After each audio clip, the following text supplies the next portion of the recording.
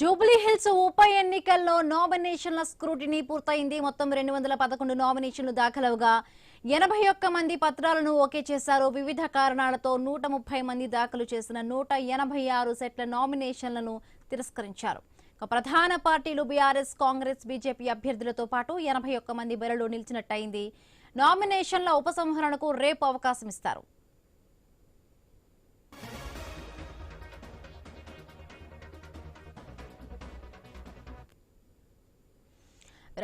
Jubilee hills ఉప ఎన్నికల్లో నామినేషన్లు 300కు పైగా వచ్చిన నేపథ్యంలో స్క్రూటినీ ఉప ఎన్నికల్లో పూర్తయినట్టుగా తెలుస్తుంది. మొత్తం 211 నామినేషన్లు దాఖలైతే మొత్తం 81 పత్రాలను మాత్రమే ఓకే చేశారు. రైట్, మరిన్ని పూర్తి అప్డేట్స్ మా కరెస్పాండెంట్ ప్రవీణ్ అందిస్తారు. ప్రవీణ్.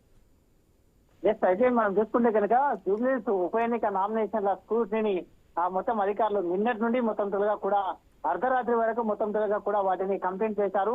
అయితే నామినేషన్ల స్క్రూటినీ ప్రక్రియ మొత్తం తొలగా కూడా అయితే పూర్తయిందని తెలుస్తుంది. 211 మంది అభ్యర్థులు దాఖలు చేసినటువంటి 321 నామినేషన్ల స్క్రూటినీ చేసిన ఎన్నికల అధికారులు మొత్తం స్క్రూటినీ అనంతరం 81 మంది అభ్యర్థుల అయితే 135 నామినేషన్లను ఖరారు చేస్తూ ఎన్నికల అధికారులు అయితే నిర్ణయం తీసుకున్నారు. వివిధ కారణాల చేత మొత్తం 130 మంది అభ్యర్థులు వేసినటువంటి 186 నామినేషన్లను తిరస్కరణకు గురయ్యాయి అంటూ కూడా చెప్పడం జరిగింది. నామినేషన్ల విడ్రాకు రేపు చివరి అవకాశం ఉన్న నేపథ్యంలో నామినేషన్స్ ఎవరైనా విడ్రా చేసుకునే అవకాశం ఉంటే రేపు విడ్రా చేసుకోవచ్చు. ఈ యొక్క స్క్రూటినీలో ఉన్న వెళ్ళిపోయినంత వారు మిగిలిన ఎవరైతే ఈ యొక్క 81 మంది ఉన్నారో వాళ్ళ లోపల ఎవరైనా విడ్రా చేసుకుంటే మాత్రం రేపు చివరి అవకాశంగా ఉంటుంది. రేపు సాయంత్రం తర్వాత ఎవరైతే ప్రధానంగా ఉంటారో వాళ్ళ లిస్ట్ ని మొత్తంగా కూడా ఫైనల్ చేస్తారు. జూబ్లీ హిల్స్ బై ఎలక్షన్ల బరిలో బీజేపీ, కాంగ్రెస్, బీఆర్ఎస్ ప్రధాన పార్టీలతో పాటు మొత్తం కలిసి మొత్తం